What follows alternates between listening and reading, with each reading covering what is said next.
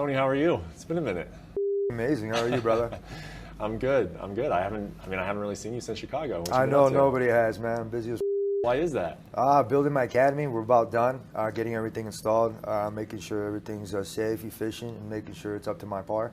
And man, just working. I got jits on a couple of days out of the week. I got Muay Thai. I got some Sambo partners that are up.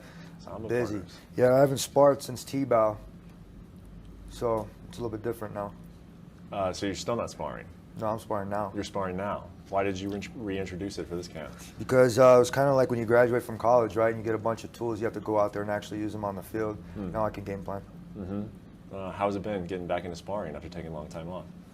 Not bad. Why did you take the time off from sparring to begin with? I didn't. I was just perfecting my craft, trying to. Okay.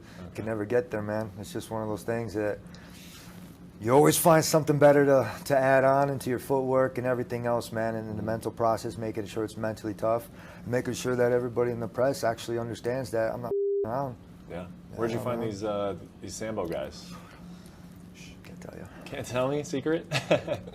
But how beneficial has that been? I mean, obviously, you feel like you're getting more familiar with Khabib's fighting style? No, absolutely not. He's another opponent. And the one thing that they don't understand is I haven't wrestled in any match except for T-Bow and for Ramsey Nigem, and I was 1-for-1 in takedowns. I mean, how's it feel coming into this fight at UFC 249, 2 years later from 2018? It's back in Brooklyn. It's in April again. Funny, it's right? the same opponent. Deja vu. Yeah, is there a sense of that? No, we're in the Matrix. I got this, right? I'm Neo here, brother. I'm ready to take this guy out. He's a dirty Q-tip. I'm going to clean his ass up right there. I owe him 2 to the stomach, and he owes me 20 push-ups for making the homeless do a bunch of out there in New York. You haven't forgot about that, huh? Absolutely not. And then he wants to beat up on a high schooler preparing for state a week before.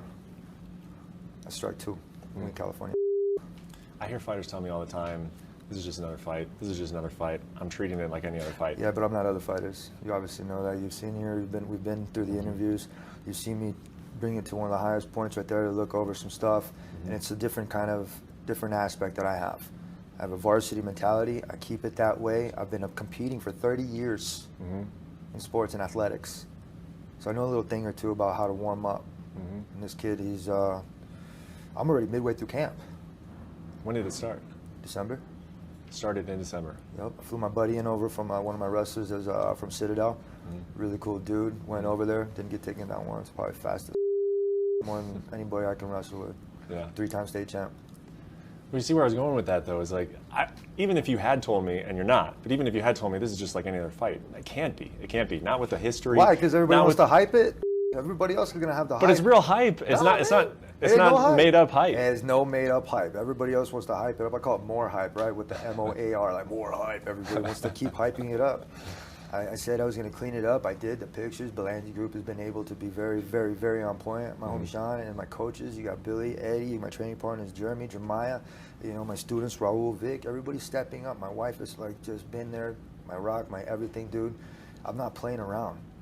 I got sponsors. I'm making money. Monster. I got Sidekick Tools and RDX Sports. These guys, they believe in me, and it's helping.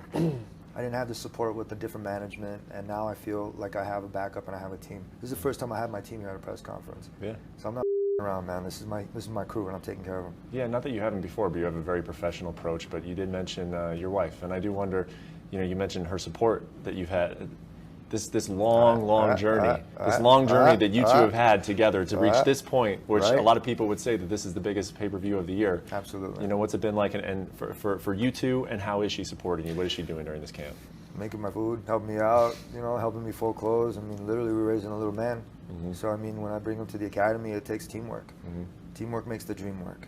And this is what we are. We've been here. It's been XT, and then it's XTA. It's different, man. Like I said, it's a varsity mentality.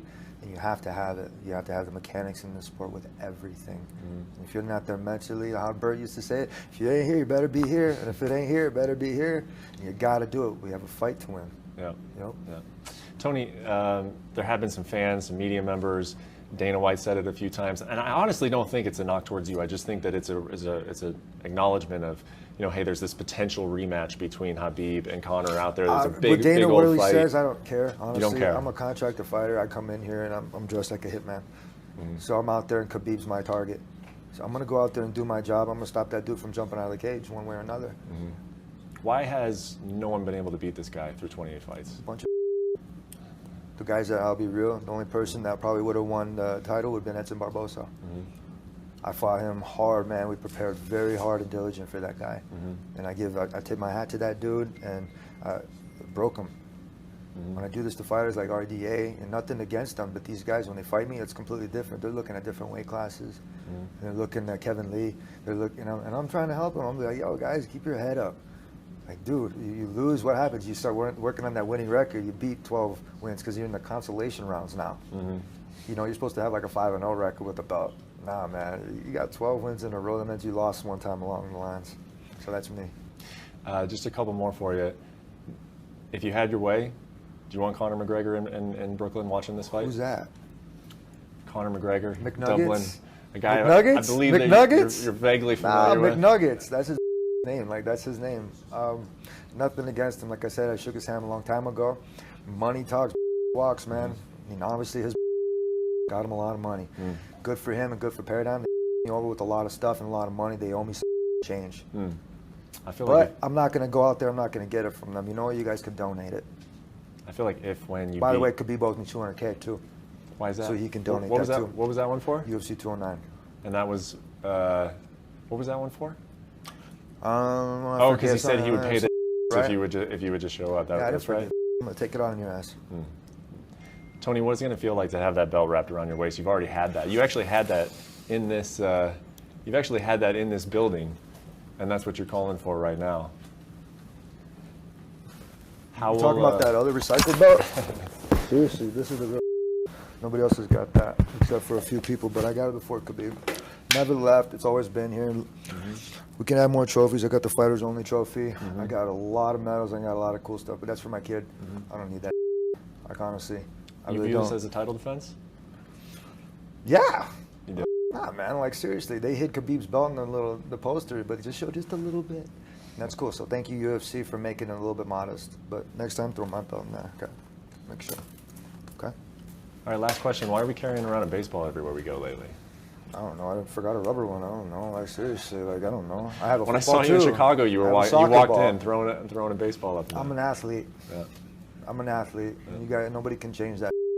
Like, I'm being real. I'm throwing fastballs. I got my lane. I'm hitting the speed bag from I don't know how far away. Right, first time you two. Like, you have natural athletes that you just go out there and they have fun.